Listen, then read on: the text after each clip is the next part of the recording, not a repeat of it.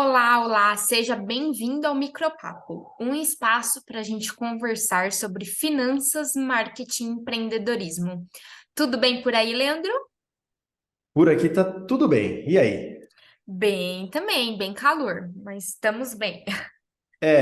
E o assunto de hoje é meio que assim, alguma dúvida que eu tenho Manda. e que você, como você é a pessoa das finanças, eu gostaria que você me ajudasse com uma questão aqui. O banco é como se fosse, a gente poderia tratar o banco como se fosse uma loja, assim, de comprar e vender dinheiro, ou é muito simplório o que eu estou falando? Nossa, que pergunta direta ao ponto, né? Nem fiz uma introdução hoje, né? Olha, vamos lá. Eu até fiquei pensando um pouquinho nisso. E eu não acho que o banco seja um lugar de comprar e vender dinheiro. Para mim, o banco ele se aproxima mais como um Uber do dinheiro. E eu vou Uber? explicar o motivo. Isso, eu vou explicar o motivo. Vamos lá. No Uber é muito clássico, né? O quanto de um lado a gente tem alguém que está ofertando uma mão de obra, né, que quer ser um motorista, porque ele quer ganhar um dinheiro com isso, enquanto do outro lado você tem pessoas que por qualquer motivo não podem dirigir, então, sei lá, porque não tem carta, porque querem beber, porque não tem um veículo, enfim, você tem os passageiros que precisam Sim, terceirizar, então, esse serviço de motorista. E no meio você tem o Uber sendo um intermediador entre o motorista e o passageiro. E é certo. muito claro, então, acredito que na visão de todos, que o dinheiro que você paga na corrida não vai tudo para o motorista, né? Não. Obviamente, ali o aplicativo ele fica com uma porcentagem, e uma porcentagem até Razoável. razoável. Isso posto, eu acredito que o banco ele também é um intermediador, só que quem tem dinheiro e quem não tem dinheiro. Então você tem o banco como um cliente que investe mensalmente, então que é organizado financeiramente, está poupando dinheiro para uma viagem, para uma reserva, para trocar de casa, e aí ele vai e coloca esse dinheiro no banco mensalmente. E do Certo. outro lado, você tem as pessoas que não têm dinheiro e recorrem aos bancos para comprar uma casa, porque não tem dinheiro para comprar à vista, para abrir uma segunda ou uma terceira unidade de uma loja, por exemplo, no caso de empresas, e assim consecutivamente. Do Certo. mesmo jeito que o Uber, o banco vai ficar com uma parte, Uma boa parte também. uma boa parte também. Mas, do ponto de vista prático, e eu não quero romantizar a situação, porque ela não é romântica, mas do ponto de vista prático da economia, os bancos eles são importantes.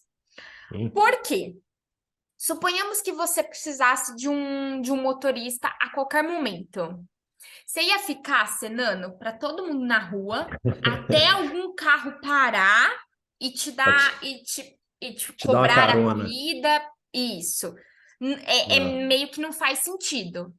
É a mesma coisa de a gente investir ou precisar do dinheiro, né? Então imagina você que quer comprar um apartamento, você ter que recorrer a 200 pessoas para cada uma te emprestar um pouquinho para você conseguir comprar esse Sim. imóvel. E é a mesma coisa do lado contrário. Imagina você que quer investir e aí você tem que procurar pessoas que estão interessadas, só que você não sabe analisar o risco dessas pessoas, então você não sabe analisar se tem chance de calote, se não tem, né? Uhum.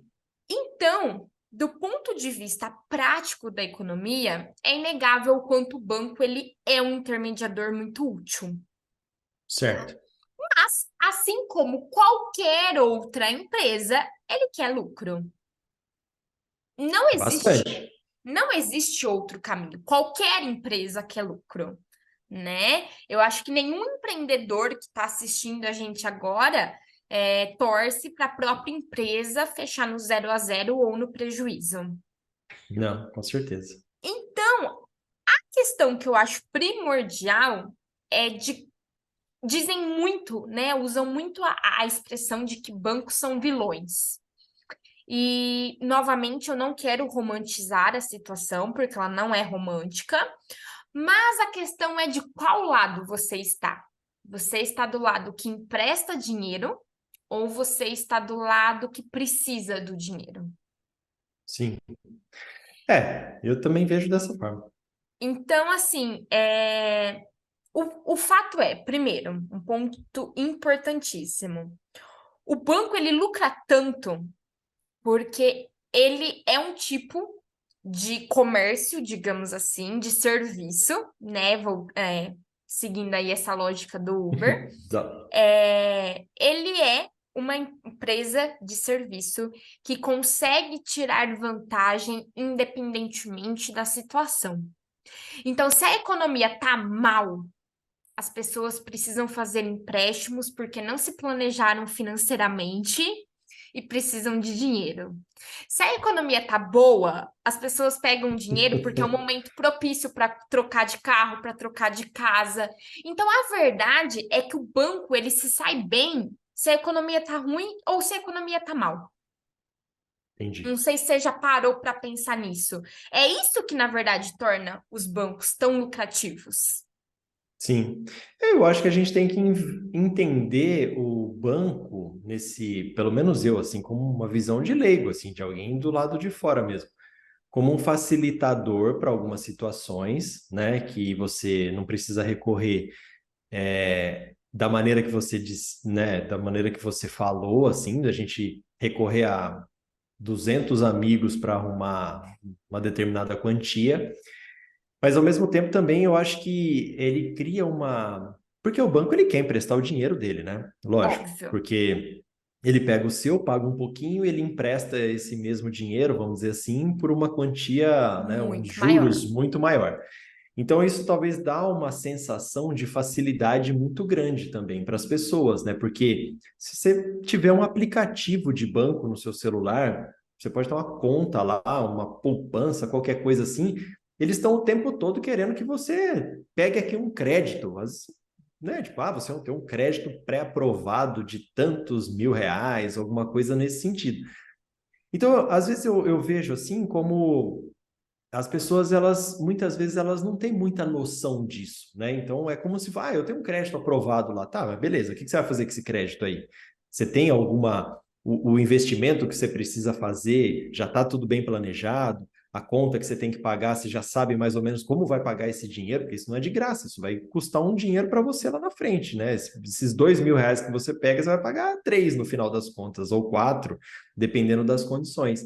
Então, o que eu vejo muitas vezes os empreendedores, empresários, né, o pessoal trabalhando dessa forma, é que esse crédito fácil ele acaba se incorporando ao dia a dia da empresa. E eu acho que é aí que está o grande problema, né, de você se acostumar a receber o pagamento lá do cartão de crédito, você antecipar, porque isso, de certa forma, é um crédito que você está pegando, né? Não está no dia ainda e você já está recebendo um dinheiro lá que está disponível na conta, na conta, sei lá, no cheque especial, coisas desse tipo assim, e aquilo vai se incorporando e o negócio do cara vai ficando cada vez mais caro, mesmo que ele não Uhum. perceba isso, né? Porque esse juro ele vai ter que ser pago de alguma maneira. Então, assim, a sua margem de lucro ou a margem que você vai ter que colocar em cima do produto, que não necessariamente vai ser um lucro, né? Porque boa parte dele vai ser para pagar um crédito que você pegou. Isso acaba sendo incorporado ali, e aí você fala, né? Poxa, será que precisaria? Será que quando você vai pegar um empréstimo, fazer um investimento, você se planejou exatamente para aquilo? Você pensou, você destrinchou aquilo para saber quais são as possibilidades, se aquilo pode dar certo, se aquilo pode dar errado, se aquilo der errado, como é que você vai fazer para você não ter que pegar um novo empréstimo e para pagar aquilo, e aí de repente aquele valor que era pagável, vamos dizer assim, até no começo da brincadeira ali, se torna um negócio tão grande que você fala, agora, Não tem agora como. lascou, não tem como. Então, na minha visão, assim, de alguém que olha do lado, né, de fora nessas questões, é só meio que essa questão mesmo de entender que o crédito muito fácil ele acaba sendo muitas vezes incorporado de maneira errada, né, pelas pessoas. Assim, se a gente trazer para o lado pessoal, é aquele aposentado que faz o empréstimo consignado sem ter nem porquê, e aí vai pagando aquilo, a hora que vai ver a aposentadoria do cara já desconta 30% do valor, porque tem um empréstimo lá que pegou, sabe-se lá para quê, e depois não sabe por que pagar aquilo lá, né? Como pagar aquilo. Então, esse descontrole que às vezes eu vejo como algo bem prejudicial para os negócios. É, Primeiro, assim, o banco ele não é bonzinho em te oferecer dinheiro. Se ele te oferece dinheiro de uma forma fácil, é porque ele quer lucro. Esse é o primeiro ponto. O segundo ponto é que esse crédito fácil, apesar de ajudar no lucro do banco, prejudica o seu lucro.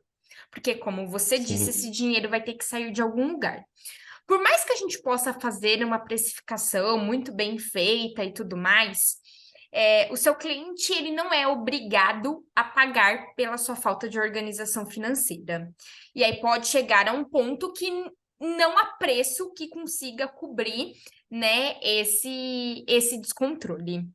Então, eu acho muito útil o que você disse pelo seguinte: existe sim empréstimos que são positivos, existem aquilo que a gente chama de empréstimos bons.